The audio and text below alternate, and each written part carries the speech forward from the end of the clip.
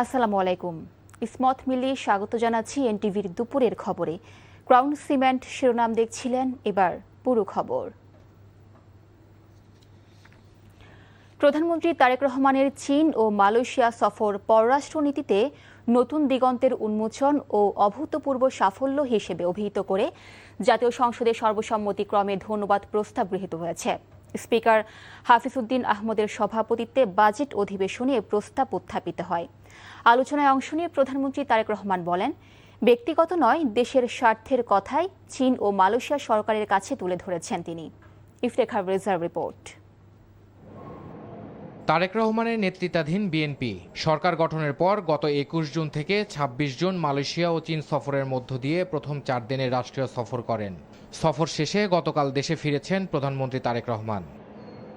জাতীয় সংসদে বাজেট অধিবেশনের দ্বিতীয় সেশনে তার এ সফরকে ইতিবাচক হিসেবে দেখছেন জাতীয় সংসদের সদস্যরা। প্রধানমন্ত্রীর প্রথম বিদেশ সফরকে ঘিরে সংসদে বক্তব্য রাখেন সরকারি ও বিরোধী দলের প্রধানসহ অন্য সদস্যরা। পরে সংসদে প্রধানমন্ত্রী তারেক রহমানের চীন ও মালয়েশিয়া সফরকে ঘিরে ধন্যবাদ প্রস্তাব উত্থাপন করেন বিএনপির মহাসচিব ও স্থানীয় সরকার মন্ত্রী মির্জা ফখরুল ইসলাম আলমগীর। আমরা আমাদের মাননীয় প্রধানমন্ত্রীর কে ধন্যবাদ জানিয়ে, সংসদ থেকে ধন্যবাদ জানিয়ে এই সংসদ থেকে একটি ধন্যবাদ প্রস্তাব গ্রহণ করা হোক। পরে সংসদে প্রধানমন্ত্রী তারেক রহমান তার বক্তব্যে বলেন, দেশের স্বার্থে চীন ও মালয়েশিয়া সফর তার। বাংলাদেশের মানুষ আমাদেরকে দায়িত্ব দিয়েছে তাদের স্বার্থ দেখার জন্য। আমাদের দলের অবস্থান থেকে আমরা একটি স্লোগান ব্যবহার করি, সেটি হচ্ছে যে বাংলাদেশ ফার্স্ট বা বাংলাদেশ প্রথম।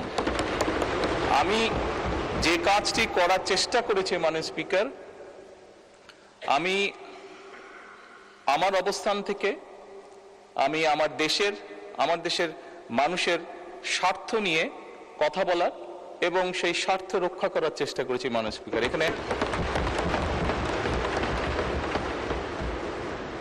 এখানে আমাদের কারোরই কোনো ব্যক্তিগত কোনো বিষয় নেই। এটি যদি কোনো কিছু অর্জন হয়ে থাকে, ভালো কোনো কিছু অর্জন হয়ে থাকে, এটি বাংলাদেশের অর্জন।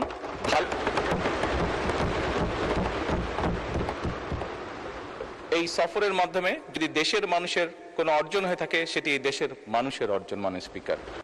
সবশেষে জাতীয় সংসদের সদস্যদের সর্বসম্মতিক্রমে এ ধন্যবাদ প্রস্তাব গৃহীত হয়। আপনাদের সবাইকে ইফতেখার রেজা, এনটিভি নিউজ, ঢাকা। এর আগে প্রধানমন্ত্রী তারেক রহমান তার পিতা শহীদ রাষ্ট্রপতি জিয়াউর রহমান ও মা মরহুমা বেগম খালেদা জিয়ার কবর জিয়ারত করেন। রাজধানীর শেরেবাংলা নগর জিয়া উদ্যানে শহীদ রাষ্ট্রপতি জিয়াউর রহমান ও বেগম খালেদা জিয়ার মাজারে ফাতিহা পাঠ করেন প্রধানমন্ত্রী তারেক রহমান। পরে মাগফিরাত কামনায় দোয়া ও মোনাজাত করেন। এরপর মাজার প্রাঙ্গণে কিছুক্ষণ অবস্থান করেন প্রধানমন্ত্রী। সেখান থেকে বের হয়ে জিয়া উদ্যানে আগত দর্শনার্থীদের সাথে শুভেচ্ছা বিনিময় করেন।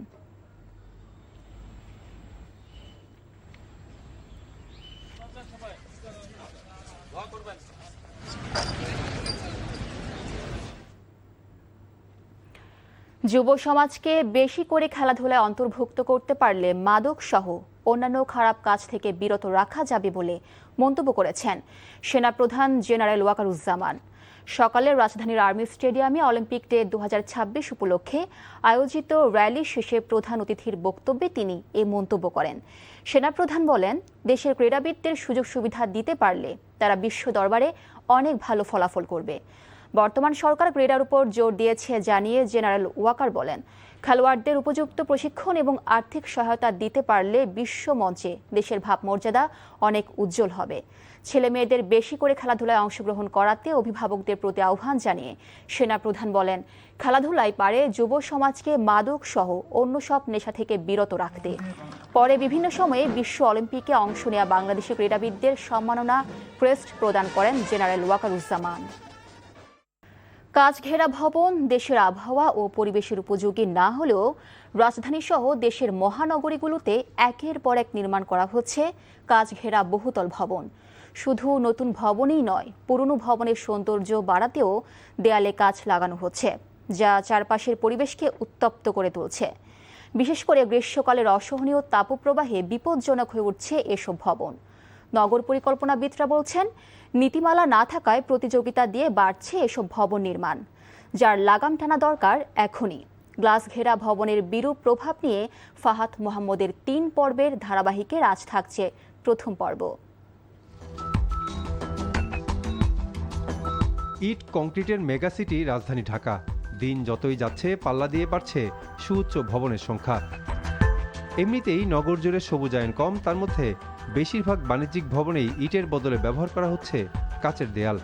আধুনিক অবকাঠামো নির্মাণশৈলী ও সৌন্দর্যের কারণে ভবনে কাচের ব্যবহার বাড়লেও এর রয়েছে পরিবেশগত বিরূপ প্রতিক্রিয়া। কাচ ঘেরা ভবনের মূল সমস্যা এটি প্রচুর তাপ শোষণ করে। শহুরে তাপমাত্রা বাড়ায় কাচের ভবন। শীত প্রধান দেশে এসব কাচের ভবনের ব্যাপক ব্যবহার থাকলেও পরিবেশের কথা চিন্তা না করে বাংলাদেশে উদ্বেগজনক হারে বাড়ছে এর ব্যবহার। সরকারি বেসরকারি বেশিরভাগ বাণিজ্যিক ভবনেই দেখা মিলছে কাচের দেয়াল। রাজধানীর গুলশান, বনানী, উত্তরা, পল্টন, মতিঝিল, কারণ বাজারের মতো বাণিজ্যিক এলাকায় ভবনে কাচের কারণে স্বাভাবিকের চেয়ে তাপমাত্রা বেশি ধরা পড়েছে গবেষণায়। তাপমাত্রা পরিমাপক যন্ত্র বলছে, যেখানে সবুজায়ন বেশি সেসব এলাকার চেয়ে কাচের ভবনের আশেপাশের তাপমাত্রা অন্তত 3 থেকে 4 ডিগ্রি সেলসিয়াস বেশি। রমনা পার্কে আমাদের চারপাশেই সবুজায়ন বা বনায়ন আমরা দেখছি অনেক গাছপালা আছে।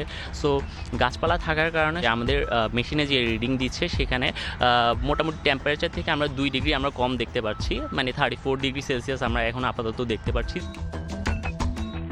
চারপাশে কনক্রিটের বিল্ডিং এবং হচ্ছে গ্লাস বিল্ডিং অ্যান্ড হচ্ছে যে আমাদের রোড পিচ ঢালাই রোড। সো এই জিনিসগুলো হচ্ছে আলটিমেটলি হিট ট্র্যাপার হিসেবে কাজ করে, যেগুলো হচ্ছে হিটটাকে ধরে রাখে। এই ক্ষেত্রে আমরা দেখতে পাচ্ছি আমাদের টেম্পারেচার প্রায় 37 ডিগ্রি।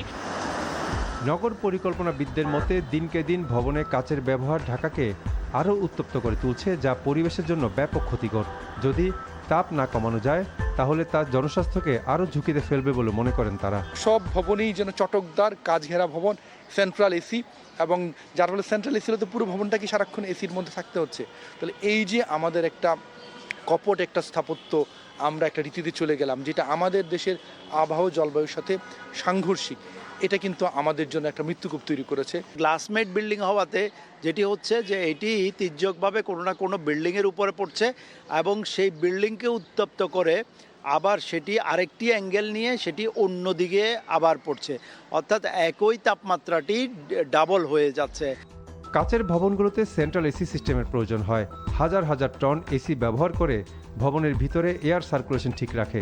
সেই এসিগুলো ফসিল ফুয়েল ব্যবহার করে গ্যাস ছাড়ে, যা ওজোন স্তরের ক্ষতির জন্য দায়ী। সিএফসি, এইচএফসি গ্যাস বাড়ায় নগরের তাপমাত্রাও বেড়ে যাচ্ছে বলে জানান নগর পরিকল্পনাবিদরা। ভিতরের 100 স্কোয়ার ফিটকে ঠান্ডা করার জন্য যে এসির আউটডোরটি চলতে থাকে সেটি একদিকে যেরকম এনার্জি কনজিউম করে এনার্জি প্রোডাকশনের উপরে চাপ ফেলছে, আবার এটি চালানোর জন্য আউটডোরটি বাইরের এনভায়রনমেন্টকে উত্তপ্ত করছে 3 থেকে 4 ডিগ্রি। আপনি একটা সম্পূর্ণ কাচ ঘেরা ভবন বানাচ্ছেন, তার টোটাল এনার্জি ডিমান্ড সেটা কি রাষ্ট্র আপনাকে প্রোভাইড করার মতন সক্ষমতা রাষ্ট্রের আছে কিনা, এই আলাপটা নাই। বরঞ্চ আপনি ইচ্ছে মতন ভবন ডিজাইন করছেন, সেটা আমাদের সেন্ট্রাল এসি কাচ ঘেরা ভবন, আপনার ভবনটা অনুমোদন হয়ে যাচ্ছে। বরঞ্চ আমাদের ভবন অনুমোদন প্রক্রিয়া এবং ভবনের যে ইমারত বিধিমালা, বিল্ডিং কোড এবং বিএনবিসি সব জায়গাতেই যে গ্রিন এবং সাস্টেনেবিলিটি কম্পোনেন্ট সেগুলিকে স্পষ্টভাবে আমাদের বাধ্যতামূলকভাবে নিয়ে আসা উচিত। বর্তমান ইমারত বিধিমালায় কাচ ঘেরা ভবন নির্মাণে আইনগত বাধা বা কাউকে নিরুৎসাহিত করার কোনো বিধান নেই। তাই বিশেষজ্ঞদের মতে পরিবেশ বান্ধব ভবন নির্মাণের পাশাপাশি কাচে ঘেরা ভবন নির্মাণে সবাইকে নিরুৎসাহিত করতে হবে। Fahad Mohammad, NTV news, Dhaka.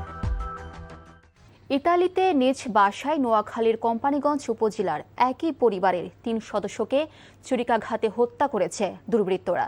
শুক্রবার স্থানীয় সময় রাত 8টার দিকে রাজধানী রোমের পার্শ্ববর্তী এলাকা ক্যাসালুত্তির ভিয়া বন্তিলিউর একটি অ্যাপার্টমেন্টে এই হত্যাকাণ্ড ঘটে। নিহতরা হলেন উপজেলার চরকাঁকড়া 5 নম্বর ওয়ার্ডের সিরাজুল ইসলামের ছেলে কামাল উদ্দিন বাবুল, তার স্ত্রী আরজু বেগম ও 5 বছর বয়সী মেয়ে আরওয়া ইসলাম আরিশা।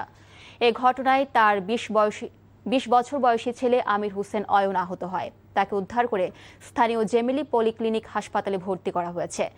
নিহতদের স্বজনরা স্থানীয় সময় রাত আনুমানিক 8টার দিকে কয়েকজন দুর্বৃত্ত বাবুলের ফ্ল্যাটে প্রবেশ করে। এ সময় তারা বাবুল, তার স্ত্রী ও শিশু কন্যাকে ছুরিকাঘাত করে হত্যা করে। এ ঘটনায় বাবুলের নোয়াখালীর কোম্পানিগঞ্জ গ্রামের বাড়িতে শোকের ছায়া নেমে এসেছে। মাদক সেবন রোধ করি, সুস্থ সুন্দর জীবন গড়ি, এই স্লোগান সামনে রেখে মাদকদ্রব্য নিয়ন্ত্রণ অধিদপ্তরের উদ্যোগে মাদকদ্রব্যের অপব্যবহার ও পাচার বিরোধী আন্তর্জাতিক দিবস উপলক্ষে আলোচনা সভা ও পুরস্কার বিতরণ অনুষ্ঠান অনুষ্ঠিত হয়েছে। রাজধানীর উসমানী স্মৃতি মিলনায়তনে এই অনুষ্ঠানে প্রধান অতিথি ছিলেন স্বরাষ্ট্রমন্ত্রী সালাউদ্দিন আহমেদ। এই সময় স্বরাষ্ট্র মন্ত্রণালয়ের সিনিয়র সচিব মঞ্জুর মোর্শেদ চৌধুরী ও মাদকদ্রব্য নিয়ন্ত্রণ অধিদপ্তরের মহাপরিচালক মোহাম্মদ হাসান মারুফ উপস্থিত ছিলেন। অনুষ্ঠানে মাদকদ্রব্যের অপব্যবহার প্রতিরোধে মাদক বিরোধী কার্যক্রম ও আন্তর্জাতিক মাদক বিরোধী দিবস উদযাপনে সার্বিক ব্যবস্থাপনার জন্য পপুলার লাইফ ইন্স্যুরেন্স কোম্পানি লিমিটেডকে প্রথম পুরস্কার দেওয়া হয়। কোম্পানির ব্যবস্থাপনা পরিচালক ও CEO BM Yusuf Ali crest গ্রহণ করেন।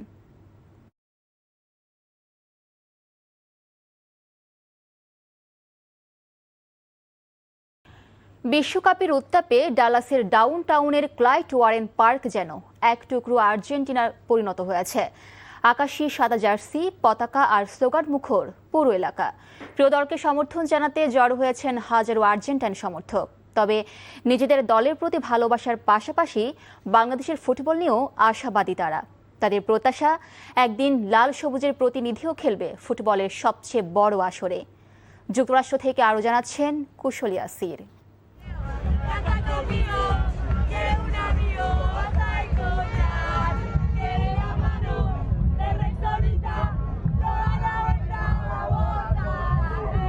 আমার পেছনে থাকার দৃশ্য দেখে মনে হতে পারে এটি আর্জেন্টিনার রাজধানী বুয়েনোস আয়ার্স, কিন্তু আসলে নয়, এটি যুক্তরাষ্ট্রের টেক্সাসের ডালাস।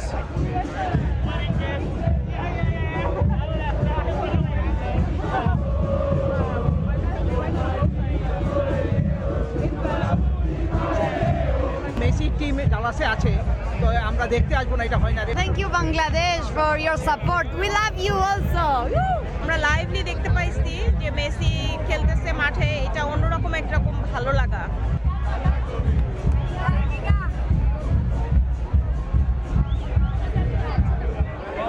বাংলাদেশ, যেখানে আর্জেন্টাইন সমর্থকরা সেখানে ঘুরে ফিরে আসে বাংলাদেশের কথা, আর এই বাংলাদেশের ফুটবল প্রেম নিয়ে তারা দিলেন বার্তা।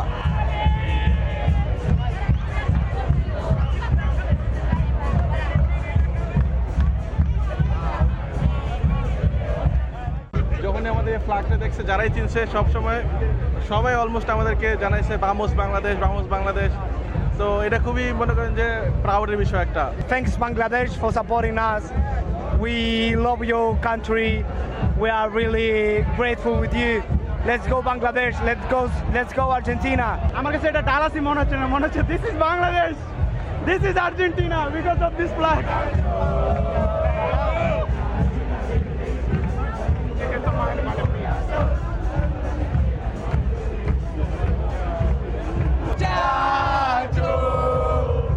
আর্জেন্টিনা থেকে কয়েক হাজার কিলোমিটার দূরে বাংলাদেশের অবস্থান, আর আর্জেন্টাইন এই সমর্থকদের চাওয়া বাংলাদেশও একদিন খেলুক বিশ্বকাপের মূল পর্বে, আর সেই প্রত্যাশা তাদের।